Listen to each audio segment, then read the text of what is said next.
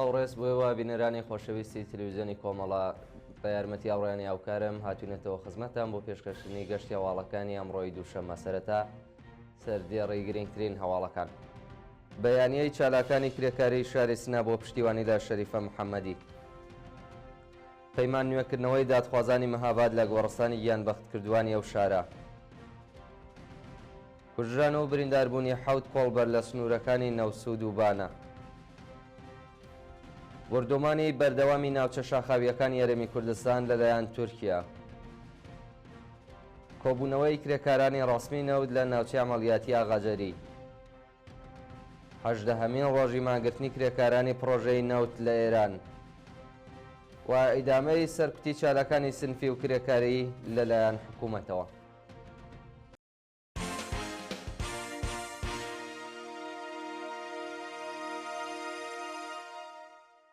درێژەی هەواڵەکان. بەیانیەی چالاکانی کرێکاری شاری سنا بۆ پشتیوانی لە شەریفە محەممەدی. ڕۆژی یەکشەممە هەفتەی پوشپەڕ کۆمەڵێک لە کرێکاران چالاکانی کرێکاری و ئەندامانی کۆمیتەی هاوەهەنگی بۆ دامەزراندنی ڕێکخراوەی سربەخۆی کرێکاری لە شاری سنا لە بەیاننامەیەکدا سەپاندنی تۆمەتی ناڕەوای بەغی بەسەر شەریفە محەممەدی و مەحکومکردنی ناوبراو بە ئێعدامیان بە توندی شەرمەزار کرد و خوازیاری ئازادی بێشەرت و مەرجی بوون. لە بەشێکی ئەو بەیاننامەیەدا هاتووە کرێکاران، زەحمەت کێشان و خەڵکی ئازادی خواست هەرو جۆرە کە ئاگادارین شەریفە محەممەدی کەسایەتی خۆشناوە و کارگەری تێکۆشەری بزوتنەوەی کرێکاران ئێران بە ناڕەوا لەلایەن ڕژیمی پەت و سێدارەوە بە ئێعدام مەحکوم کراوە. سەپاندنی تۆمەتی بەغی بەسەر چالاکێکی کرێکاری کە تەمەنی بۆ بەرگری لە مافیەڕەوای هاوچینەکانی تەرخان کردووە نیشانەی داماوی ڕژیمێکی سەرکوتگەرە کە سیاسەتەکانی شکستی هێناوە و ئێستا دەیەوێت لە ڕێگەی نایاساییەوە چالاکانی کرێکاری سنفی مەدەنی و مافی ژنان بە وەحشیانەترین شێوە سەرکوت بکات. ئێمە وێڕای شەرمەزارکردنی ئەو حکومە ناڕەوایە پشتیوانی خۆمان لە شەریفە محەممەدی ڕادەگەێنین و داوا دەکەین بە زووترین کات ئازاد بکرێت. پەیمان نوێکردنەوەی دادخوازانی مەهاباد لە گۆڕستانی گیانبەختکردووانی ئەو شارە. بنەماڵە دادخوازەکانی مەهاباد ڕۆژی یەکشەممە هەفتەی پوشپەڕ لەسەر مەزاری نەمر پەیمان گەڵوانی کۆبوونەوە پەیمانیان لەگەڵ ئاواتەکانی نوێ کردەوە. بەپێی هەواڵی گەیشتوو بنەماڵە دادخوازەکانی مەهاباد بە بەدەستەوەگرتنی وێنەی قوربانیانی شۆڕشی ژینە وێڕای ڕێزلێنان لە یادی هەموو گیانبەختکردوانی ڕێگای ئازادی و بەرابەری پەیمانیان لەگەڵ ئاواتەکانیان نوێ کردەوە و بەڵێنیاندا درێژەدەری ڕێگای پەرشان ئازیان بن.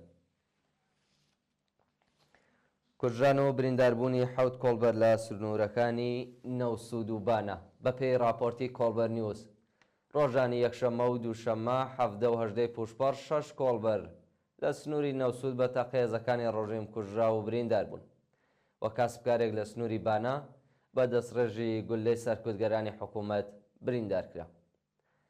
بەیانی ڕۆژی دووشەممە 5 کۆڵبەر لە سنووری نەوسود کەوتنە بەر پەلاماری هێزەکانی هەنگی مەرزی و کۆڵبەرێک بە ناوی ئەیوب محەممەدی یانی بەخت کرد و 4 کۆڵبەری دیکە کە ناسناویان ئاشکرا نەکراوە بریندار و ڕەوانەی نەخۆشخانەکراون. ڕۆژی یەکشەممەش لە هەمان سنوور کۆڵبەرێکی مێرمنداڵ بە ناوی سینا نادری تەمەن 18 ساڵ بە تەقەی ڕاستەوخۆ بریندار کرابوو. هەمان ڕۆژ لە سنووری ئەنگەژاڵی بانە کاسبکارێک بە ناوی ڕێبوار ڕەشیدی فیشێک بەرلاقی کەوتووە و بۆ وەرگرتنی چارەسەری پزیشکی ڕەوانەی نەخۆشخانە کراوە. وردومانی بەردەوامی ناوچە شاخاویەکانی هەرێمی کوردستان لەلایەن دەوڵەتی تورکیاوە. ڕۆژی یەکشەممە هەفتەی پوشپەڕ ڕژیمی داگیرکەری تورکیا 45 تانکی دیکەی بۆ ناوچەی سەرگەلێ لە ئامێدی گواستەوە و هاوکات ناوچە شاخاویەکانی بەچڕی بۆردومان کرد. بە پێی راپۆرتی ڕێکخراوی CPT نزیکەی 2000 تانکی ئەرتەشی تورکیا لە هەرێمی کوردستان جێگیر کراون و هاتوچۆی هێزەکانی وڵاتە لە پارێزگای دۆهۆک زۆرتر بووە. ڕۆژی ڕابردوو ناوچە شاخاویەکانی و پارێزگایەی بەچڕی بۆردومان کردو بەهۆیەوە دەیان هێکتار دارستان ڕز و باخی خەڵکی ناوچەکە لاگردا سووتە. بەهۆی هێرشەکانی دەوڵەتی تورک بەشێکی زۆر لە گوندنشینان ناچار بە چۆڵکردنی خانوەکانیان بوون و هێشتا دەوڵەتی عێراق کاردانەوەی جددی بەرامبەر بۆ پێشێلکاریانە نەبووە. کۆبوونەوەی کرێکارانی ڕەسمی نەوت لە ناوچەی عەمەلیاتی ئاغاجەری.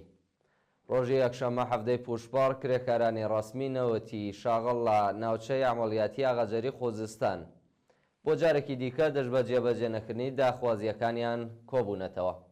کرێکارانی ڕەسمی نەوت لە کۆبوونەوەکەی ڕۆژی ڕابردوویان داخوازیاری وەلانانی سەقفی ئەقدەست، وەلانانی ئاستەنگیەکانی بەردەم سەنەواتی خانەنشینی، گەڕانەوەی ئەو بڕەپارە کە ساڵانی ڕابردوو وەکو باش لەسەر ئەقدەسەکانیان کەم کراوە لە کار دوورخستنەوەی بەڕێوەبەرانی ناکارامە بەکردەوە دەراتنی تەواوی مادەی دەی ئەرک و بەرپرسیارەتی پێرسۆنەلی نەوت، کۆتایی هێنان بە دەستێوەردانەکانی دەوڵەت لە سندوقی خانەنشینی کرێکارانی سەنعەتی نەوت، دابینکردنی ئیمکاناتی ڕێفاهی و وەلانانی جیاوازی بوون.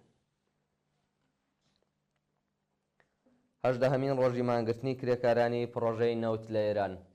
کرێکارانی پەیمانی و پڕۆژەی شاغڵ لە سەنعەتی نەوت، گاز و پێترۆشیمی سەراسەری ئێران ڕۆژی یەکشەممە هەفتەی پوشپەڕ بۆ هەژدەهەمین ڕۆژی بەردەوام درێژیان بە مانگرتندا.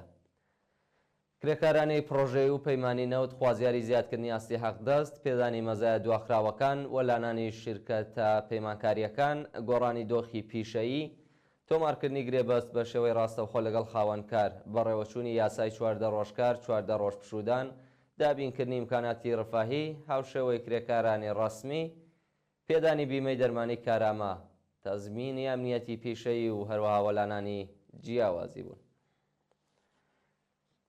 دەستپێکی کارزاری ئینتەرنێتی شۆفێرانی ئۆتۆبوس و چالاکانی سەنعەتی هاتوچۆ. بە پێڕاپۆرتەکان چالاکانی بەشی هاتوچۆ و گواستنەوەی مسافر لە ئێران لە ناڕەزایەتی بە بڕیارەکانی جێگری هاتوچۆی ڕێکخراوی ڕێگەوبان بۆ شۆفێرانی ئۆتۆبوس، خاوەن ئۆتۆبوس و شرکەتە گەشتیاریەکان کارزارێکی ئینتەرنێتیان وەڕێخستووە. بەشێک لە ناڕازایەتی ئەو کەسانە بەنسبەت بە خشنامە دەرکراوەکانی ڕێکخراوی ڕێگەوبان بووە کە ئاستەنگیەکی زۆری لە بەردەم پیشە و مەعیشەتیان ساز کردووە. پێرسۆنەلی بەشی هاتوچۆ خوازیاری دیاریکردنی کرێ بە پێی ژماردنی کیلۆمتر و نوێکردنەوەی ناوگانی هاتوچۆ بوون. بەڕێوەبەرانی ئەو کارزاران ناڕەزاتی خۆیان لە ئاست ڕادەستکردنی پەروەندەیە و شیرکەتانە کە هەڵیان کردووە بۆ دەستگای قەزای نیشاندا و ڕایانگەیاند ئەو ئەڵچووکەوتە پێشەوانەی مەرامنامەی ڕێکخراوی ڕێگەوبانە. توشبوونی بەندکراوانی زیندانی قەرچەک بە کەمخۆراکی. بە پێی راپۆرتی کانونی مافی مرۆڤیێران، بارودۆخی بەندکراوانی زیندانی قەرچەکی وەرامین لە بواری ئیمکاناتی بێهداشتی و ڕەفاهی زۆر خراپە و بەندکراوان تووشی کەمخۆراکی بوون. بەندکراوانی زیندانی قەرچەک لە ماوەی 2 ساڵی ڕابردوودا چاویان بە گۆشتی مریشک و ئاژەڵ نەکەوتووە و جەستەیان تووشی کەمی خۆراک بووە. پێشتر بەڕێوەبەرایەتی زیندان بۆ دابینکردنی گۆشتی مریشک و ئاژەڵ یارمەتی لە خێرخوازان وەردەگرت، بەڵام بەهۆی داڕمانی ئابووری یارمەتیە مرۆیەکان بڕاوە و ڕێکخراوی زیندانەکانی کۆماری ئیسلامی هیچ شەنگاوێکیان بۆ چارەسەرکردنی ئەو کێشەیە هەڵنەگرتووە. جگە لە کەمخۆراکی، دۆخی بێداشتی و دەرمانی زیندانی قەرچەک زۆر خراپە و بەندکراوان تووشی چەندین نەخۆشی دەگمەن بوون و دەستگای قەزای کۆماری ئیسلامی بایەخیان پێنادات. ئیدامەی سەرکوتی چالاکانی سنفی و کرێکاری لەلایەن حکوومەتەوە. ئیسماعیل گرامی، کرێکاری خانەنشینکرا و چالاکی کرێکاری خەڵکی تاران لەلایەن دادسەرای تارانەوە بانکێشت کرا. هەروەها دوو چالاکی سنفی فەرەنگیانی ئیسفەهان بە ناوەکانی ئیراج سۆبەی هایی نەشەفاوادی و حسێن ئەشرەفی لەلایەن دادگای پێداچوونەوەی ئەو پارێزگایە بە زیندان مەحکوم کراون. ڕۆژی 16 پوشپەڕ ئیسماعیل گرامی هاوڕێ لەگەڵ پارێزەرەکەی لە لقی 1027 دادسەرای قودسی تاران حازر بوو.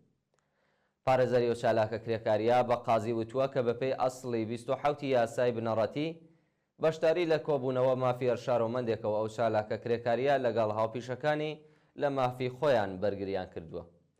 لەلایەکی دیکەوە ئیرەج تەوبەهی های نەجەف ئابادی و حسێن ئەشرەفی لەلایەن لقی 37 دادگای پێداچوونەوەی ئیسفەهان بە زیندان مەحکوم کراون. ئیرەج بە 7 ساڵ زیندان مەحکوم و 2 ساڵ دوورخرانەوە لە زێدی خۆی بۆ جێبەجێ دەکرێت. هەروەها حسێن ئەشرەفی بە 1 ساڵ زیندان سزا درراوە و بڕیارە ڕەوانەی زیندان بکرێت. کۆبوونەوەی ئێرانیانی سوێت بۆ بەرگری لە شەریفە محەممەدی. ڕۆژی یەکشەممە هەفتەی پوشپەڕ ئێرانیانی ئازادیخوازی دانوشتی وڵاتی سوێد لە چەند کۆبوونەوەی جیاجیادا سەپاندنی سزای ئەعدامیان بەسەر شەریفە محەممەدی بە توندی شەرمەزار کرد و خوازیاری ئازادیە و چالاکە کرێکاریە بوون. بەپێی راپۆرتەکان ئێرانیانی ئازادیخواز لە شارەکانی ستۆکهۆڵم و گۆتێنبرگ لە دوو ئاکسیۆنی شکۆدار بێڕایەدانەکردنی حکمی ئەدامی شەریفە محەممەدی پشتیوانی خۆیان لەو بەندکراوە دەربڕی و خوازیاری ئازادی شەریفە و هەموو بەندکراوانی سیاسی بوون. هاوڕێ ئەمیر جەوادی لەنگرودی لە ئاکسیۆنەکەی گۆتێنبرگ قسە و باسی بۆ ئامادەبووان کرد و لە کۆتاییدا بەشداربووان دروشمەکانی نابۆ ئێدام شەریفە محەممەدی ئەبێ ئازاد بکرێت و ژیان ئازادیان بەرز کردەوە. دەستپێکی مانگرتنی سێ ڕۆژەی کرێکارانی شیرکەتی سامسۆنگ لە کۆرەی جنوبی. ئێتحادیەی کرێکارانی سامسۆنگ لە کۆرەی جنوبی ڕایگەیاند کە لە ڕۆژی دووشەمە 18 پوشپەڕەوە دەست بە جێبەجێنەکردنی داخوازیەکانیان دەستیان لە کار کێشاوەتەوە و بڕیارە مانگرتنەکەیان سێ ڕۆژ درێژە بکێشێت.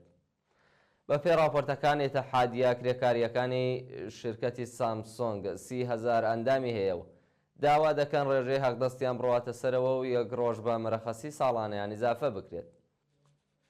ئەمە دووهەمین مانگرتنی گەورەی کرێکارانی شیرکەتی سامسۆنگە کە لە ماوەی یەک مانگی ڕابردوودا بەڕێوە دەچێت و بەڕێوەبەرەتی کارخانە هیچ هەنگاوێکی بۆ جێبەجێکردنی داخوازی کرێکاران هەڵنەگرتووە.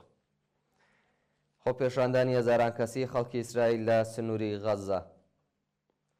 شەوی یەکشەممە 17 پوشپەڕ هەزاران شارۆمەندی ئیسرائیلی لە شارۆچکەکانی نزیک سنووری غەزە کۆبوونەوە و خوازیاری کۆتایی هێنان بەو شەڕە بوون.